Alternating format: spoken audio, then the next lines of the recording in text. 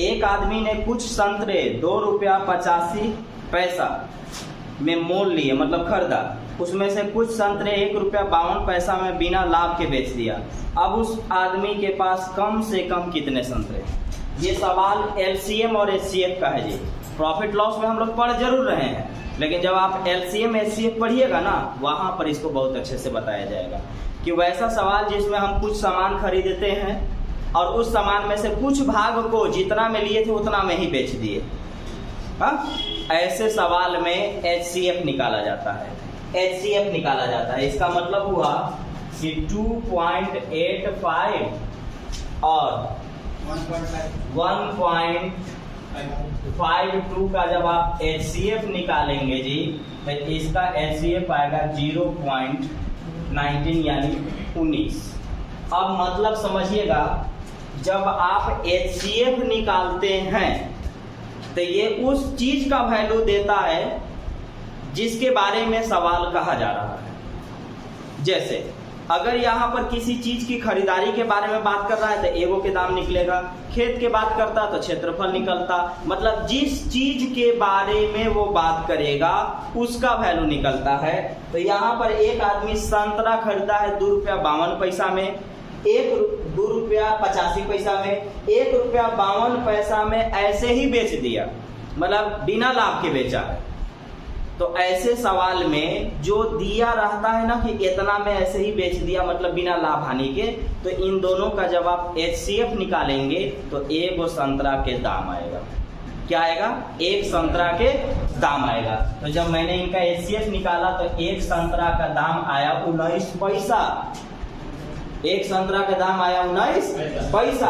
अब बताइए 2 रुपया 85 पैसा में मैं सब संतरा लिया, 1 रुपया 52 पैसा में कुछ संतरा बेच दिया, तो क्या मैं इसको जब घटाऊंगा तो मेरे पास बचे हुए संतरे आएंगे? Yes sir. तो देखिए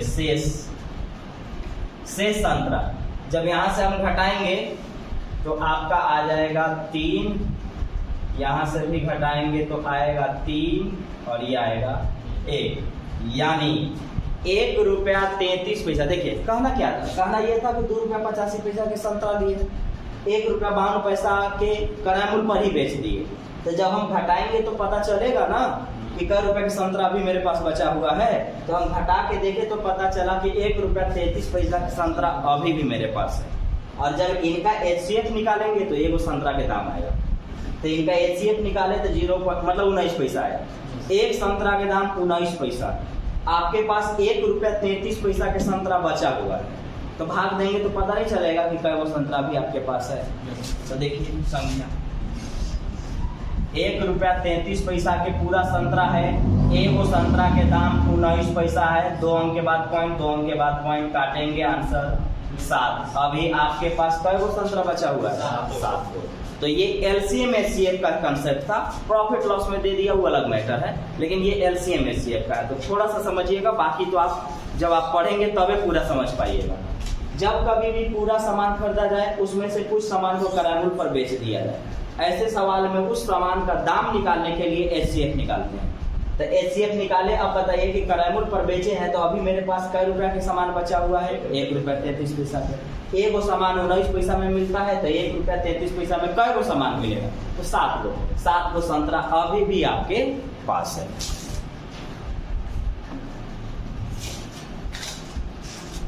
रूपा 3 साड़ी खरीदी जिसमें प्रत्येक साड़ी के अंकित मूल्य पर 15% छूट मिली।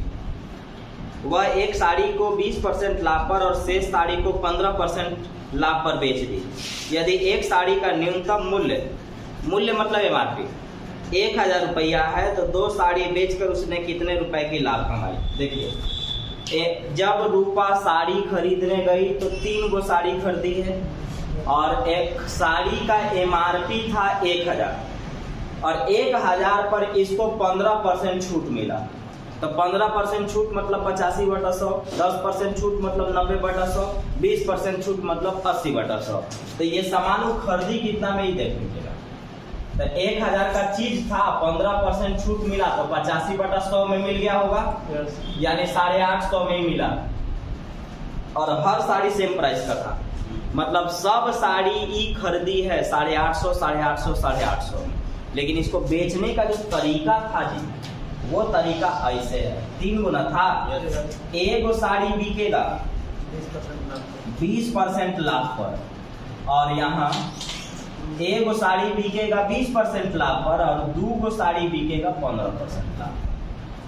मतलब समझिएगा ध्यान से, मतलब एक साड़ी पर 20% और 2 साड़ी 15% पर, तो 3 बिक गया। Yes sir. ठीक, खरीद के कितना में लाई है?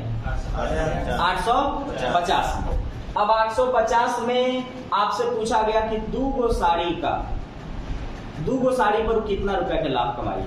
तो देखिए इसमें 2 साड़ी था, तो 2 साड़ी तो 15 पर बिका और 1 साड़ी 20 पर बिका। तो अगर मैं 1 साड़ी उठाऊंगा तो 20% लेना होगा, और इसमें से किसी को भी उठाऊंगा तो 15% न उठेगा। यहाँ 2 है, कोई भी उठाएंगे दोनों साड़ी में से, दुइयों को बताना है, कोई भी उठाएंगे तो 15% न उठेगा, तो बस लाभ निकाल लीजिए, हो गया। 850 का चीज था, 850 का साड़ी है, 850 पर 20% लाभ कमाना है। 20% 20/100, 10% 10/100। एक बाबू साड़ी 850 का है, इस पर 15% का लाभ कमाना है। 15% लाभ 15/100, 20 से 5 बार में कोई कैसे। दोनों साड़ी का मतलब हुआ कि एक यहाँ एक यहाँ नहीं, आप अलग अलग परसेंट पर बेचे हैं तो एक ये परसेंट एक वो परसेंट यूज होना चाहिए। 17 × 85 170, 1 0 खत्म, 5 दूनी 10, 5 तिया 15, ये थोड़ा सा गड़बड़ है, तो एक काम करिए इसी को 1.5 बार में काटिए, ठीक है ना। अब 85 गुना 1.5 आप कर सकते हैं, आधा तो करिए लेंगे। देखिए तो इसको जोड़ करके पॉइंट समथिंग में जाएगा, जो कि ऑप्शन में आपका पॉइंट सवे में है ना।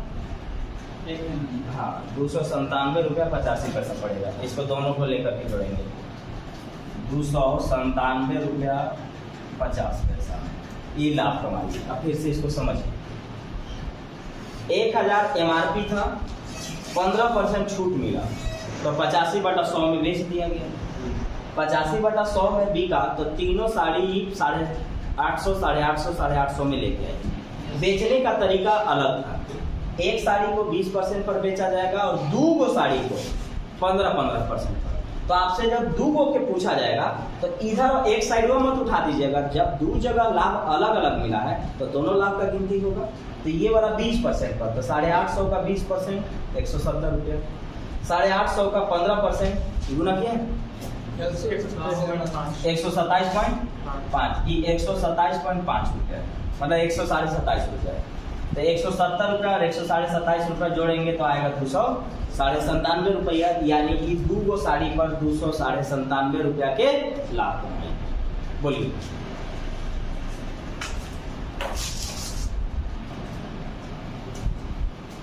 अशोक 20% कमीशन पर कुछ खिलौना खरीद कर उसे अंकित मूल्य पर बेच देता है। मतलब MRP 40 रुपया है, ठीक है, लेकिन वो डिस्काउंट पर लिया है, 20% छूट पर लिया है, लेकिन जब वो बेचने चलेगा ना तो जितना दाम लिखा हुआ है उतने पर बेचना है, और कुल उसे 240 रुपए की बचत होती है। तो बताइए कितना खिलौना खरीदा था। अब कितना खिलौना बेचा भी था पूछता तो वही बात होती, जितना खरीदे उतना बेचेंगे। तो देखिएगा खिलौने का MRP 40 रुपया, 40 रुपया MRP और 20% छूट पर खरीदेगा। 20% छूट मतलब 80/100, 10% छूट मतलब 90/100। तो 20% छूट पर जब ये खरीदेगा जी तो 80 का चीज था, 20% छूट मतलब 80/100, 20 चौका 80, 20 पचे 100, 5 8 40, 8 चौका 32 रुपया में ही खरीदा है, MRP पर ही बेचेगा। 32 में लिया है, 40 में देगा, लाभ कितना के 8, लाभ कितना होगा 8 रुपया। 8 कहाँ से लाए, 40 - 32, 40 - 32, 8 रुपया के लाभ कमा रहा है एगो पर, क्योंकि उसने कहा कि हम MRP पर ही बेचने वाले हैं। तो एगो MRP 40 था, 20% छूट यानी 80/100 में खरीदे, यानी 32 रुपया में खरीदे, 40 में बेचेंगे तो एगो पर कै रुपया लाभ 8 रुपया लाभ, और हमको 240 रुपया लाभ कमाना है। तो कै गो बेचे होंगे या कै गो खरीदे होंगे, 30 गो खरीद के लाए थे, एगो पर 8 रुपया लाभ, तो 240 रुपया लाभ कमाने के लिए कै गो खरीदना होगा? तो 30 गो। एगो पर 8 रुपया लाभ, 240 रुपया पूरा लाभ है। भाग देंगे तो पता चलेगा कि कै गो खिलौना हम खरीदे या कितना खिलौना हम बेच दिए। अगर हमसे विक्रमुल भी पूछता कि कै गो खिलौना बेचे हैं तो 30 गो। खरीदे कै गो थे? 30 गो। क्योंकि एगो पर 8 रुपया बच रहा है तो 240 रुपया बचाने के लिए हमको कै गो खरीदना होगा? 30 गो।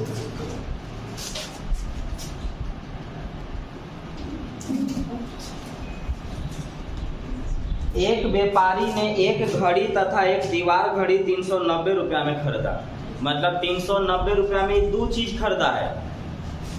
उसने घड़ी को 10% लाभ पर और दीवार घड़ी को 15% लाभ पर बेचा। उसे कुल मिला के 51.5 रुपया का लाभ हुआ। तो बताओ घड़ी और दीवार घड़ी के बीच में अंतर कितने का है? मतलब कितने मूल्य का अंतर। एक चीज समझाए थे हम आपको कि अगर मैं एक पैसे में दो चीज खरीदा तो उसको मानने का तरीका है कि एगो खरीदेंगे x में और दूसरा खरीदेंगे उतना माइनस x में। अगर 25,000 में हम दो चीज खरीदे हैं तो एगो मानेंगे x रुपया में और दूसरा मानेंगे उतना माइनस x में। तो 390 रुपया में हम दो चीज खरीद के लाए हैं। 390 में हम दो चीज खरीदे हैं तो हम मान लेते हैं कि हम घड़ी खरीदे होंगे x रुपया में और दीवार घड़ी जो हम खरीदे होंगे वो 390 माइनस x में खरीदे होंगे, क्योंकि दोनों मिला के हमको 390 में खरीदना है। एगो खरीदेंगे x में और दूसरा खरीदेंगे 390 माइनस x में। इसको घड़ी को हमको बेचना है 10% लाभ पर। तो घड़ी को हमको बेचना है यानी x रुपया में खरीदे हैं और इस पर हम 10% लाभ लेंगे। 10% माने 10/100, 20% माने 20/100। दीवार घड़ी 390 माइनस x में खरीदे हैं और इस पर लेंगे 15% लाभ और दोनों मिला के 51.5 रुपया लाभ होने वाला है। अब कंफ्यूज मत होइएगा। कुछ लोग ये सोचेंगे कि 10% लाभ माने 110/100 क्यों नहीं लिख रहे हैं, 15% लाभ माने 115/100 क्यों नहीं लिख रहे हैं? इसलिए नहीं लिख रहे हैं क्योंकि विक्रमुल थोड़ी ना है, तो लाभ है। और आपको पहले ही बताया हूं कि अगर लाभ दिया है तो जय परसेंट दिया है उसी को खाली यूज करना है, हानि दिया है तो जय परसेंट दिया है उसी को यूज करना है। अगर ये विक्रमुल दिया होता तो 110/100 और 115/100 लिखा था। विक्रमुल होता तो है क्या?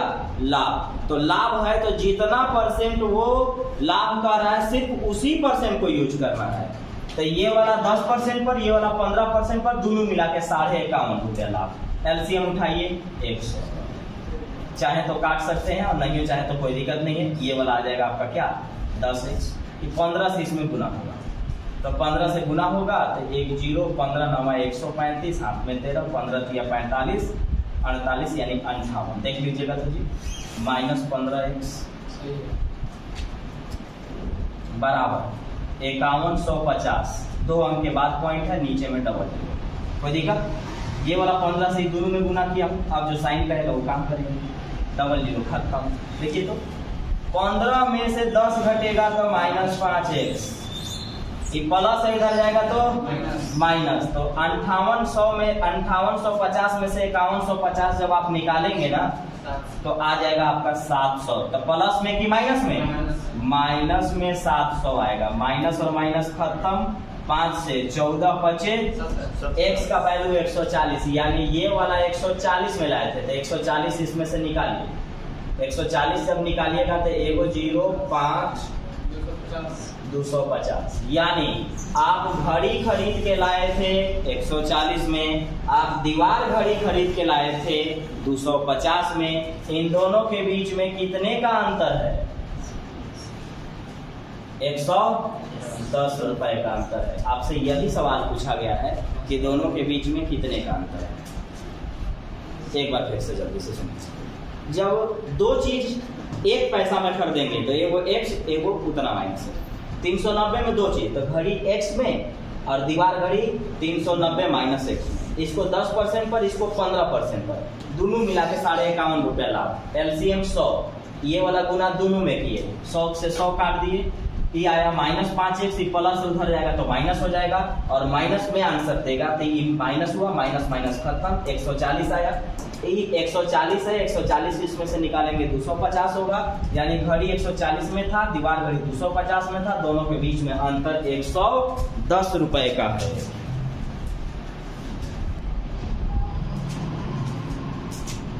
यदि विक्रमुल दुगना हो जाता है तो लाभ 3 गुना हो जाता है। लाभ प्रतिशत बताइए। कहने का इसका मतलब है कि अगर मैं विक्रय मूल्य को दुगना करूंगा तो लाभ 3 गुना हो जाएगा। लाभ परसेंट कितना ही बताया जाए। तो पहले ये देखिए, अगर मैं मानता हूं कि मेरा विक्रय मूल्य 100 रुपया होगा ना, तो हमको लाभ मिलेगा 100 रुपया। अगर मेरा विक्रय मूल्य, चूंकि विक्रय मूल्य को दुगना करना है इसलिए विक्रय मूल्य मान रहे हैं जी। अगर मैं विक्रय मूल्य को दुगना करूंगा, चलिए यहाँ लिख देता हूँ। अगर मैं विक्रय मूल्य को, तो विक्रय मूल्य हम 100 मानते हैं और लाभ हम मान लेते हैं 100 रुपया। अगर मैं विक्रय मूल्य को दुगना करूंगा तो लाभ 3 गुना हो जाएगा। यानी विक्रय मूल्य 100 से अगर हम 200 करेंगे तो लाभ 3x हो जाएगा। ये ना था, पहले विक्रय मूल्य 100 था, दुगना करेंगे 200, पहले लाभ x था, 3 गुना हो जाएगा तो 3x हो जाएगा। अब आपको एक बात पता होगा कि क्रय मूल्य निकालने के लिए विक्रय मूल्य माइनस लाभ होता है, ठीक है। यानी 100 रुपया में बेचेंगे 100 रुपया के लाभ होगा, लाभ निकाल देंगे तो क्रय मूल्य पर पहुंच गए। 200 रुपया में बेचेंगे और 3x का लाभ होगा, लाभ निकाल देंगे तो क्रय मूल्य पर पहुंच गए और दोनों क्रय मूल्य आपस में बराबर है। विक्रय मूल्य में से लाभ घटाएंगे क्रय मूल्य, विक्रय मूल्य में से लाभ घटाएंगे क्रय मूल्य, दोनों क्रय मूल्य आपस में बराबर है। यानी 100 में बेचे x का लाभ तो निकालेंगे तो खरीदारी पड़ेगा, 200 में बेचे 3x का लाभ, लाभ निकालेंगे तो खरीदारी पड़ेगा और दोनों खरीदारी आपस में बराबर है। चलिए प्लस से इधर जाएगा तो माइनस, 200 में से x हो गया 100, ये इधर ले लाइए और ये माइनस से इधर आएगा तो प्लस, तो 3 में से 1 गया 2x। x का वैल्यू कितना आया 50। अभी आपका लाभ केवल आया है, लाभ परसेंट नहीं आया है। लाभ परसेंट निकालिए, लाभ गुने 100 और बटा में क्रय मूल्य। क्रय मूल्य बोलिए कितना होगा, क्रय मूल्य 50 होगा। देखिए तो क्रय मूल्य कितना होगा, क्योंकि 100 में बेच रहे हैं जी और 50 रुपया के लाभ हो रहा है, तो खरीदे कितना में थे 50 में। 100 में बेचे हैं 50 का लाभ हुआ है तो खरीदे कितना में है 50 में। तो लाभ परसेंट निकाल रहा हूँ, लाभ गुने 100 बटा में क्रय मूल्य, 100% का आपको लाभ होगा। एक बार फिर से हम मानते हैं विक्रय मूल्य 100 है, लाभ हमको 100 होगा, दुगना करेंगे तो 200 में बिकेगा और लाभ हमारा 3 गुना हो जाएगा। लाभ में से विक्रय मूल्य घटाने पर क्रय मूल्य आता है, तो लाभ में से विक्रय मूल्य में से लाभ घटाएंगे तो क्रय मूल्य आएगा, विक्रय मूल्य में से लाभ घटाएंगे तो क्रय मूल्य आएगा और दोनों क्रय मूल्य आपस में बराबर होगा। x का वैल्यू 50 आया, अगर x का वैल्यू 50 आ रहा है, x का वैल्यू अगर 50 आ रहा है तो आप देखेंगे कि 100 में बेचे हैं 50 का लाभ हुआ है तो खरीदे कितना में थे 50 में। लाभ परसेंट, लाभ गुने 100 बटा क्रय मूल्य, 100% का लाभ हुआ है। अगला सवाल देख लीजिए। 8 किताब प्रत्येक 200 से 250 के मूल्य पर खरीदे जाते हैं तथा 300 से 425 तक बेच दिए जाते हैं, अधिकतम लाभ प्राप्त होगा। अधिकतम मैक्सिमम सुनिए, 200 रुपया और 250 के बीच में खरीदना है आपको, और जब आप बेचने चलिएगा तो 300 और 425 के बीच में बेचना है। बात को समझिएगा, एकदम आसान है केवल समझने के लिए। खरीदारी का रेंज सुनिए, खरीदारी था 200 और 250 के बीच में, जब हम बेचने चले तो 300 और 425 के बीच में बेच रहे हैं। हमको अधिकतम लाभ चाहिए, मैक्सिमम। तो मैक्सिमम लाभ तभी आपको होगा जब आप कम से कम में खरीदेंगे और अधिक से अधिक में बेचेंगे तो मैक्सिमम लाभ होगा। सुनाया? मैक्सिमम लाभ के लिए कम से कम में खरीदना होगा और अधिक से अधिक में बेचना होगा, मैक्सिमम लाभ होगा। तो हम खरीद के लाए थे 200 में, कम से कम दिए ना पड़ेगा, और जब हम बेचने चलेंगे तो हम 425 में बेचेंगे, तबे ना अधिकतम होगा। खरीदारी है 200 और बेच रहे हैं 425 में, लाभ कितना का 225 का लाभ। तो एक गो किताब पर 225 का लाभ, तो 8 गो किताब पर 8 दूनी 16 और 1800 रुपया के लाभ ही कमाएगा। आपसे पूछा गया कि सबको कितना में हम बेचेंगे, तो 1800 रुपया में बेचेंगे। खरीदे हैं 200 में, बेच रहे हैं 425 में, लाभ हो रहा है एक पर 225 रुपया। 8 गो किताब है मेरे पास, तो 8 गो गुने 225 करेंगे, आंसर आएगा 1800 रुपया। अब आपके पास लगभग कुछ मेंस का क्वेश्चन बचेगा, मेरे पास अगर होगा मेंस लेवल के तो अगला क्लास में कराऊंगा, नहीं तो नया चैप्टर पढ़ाएंगे।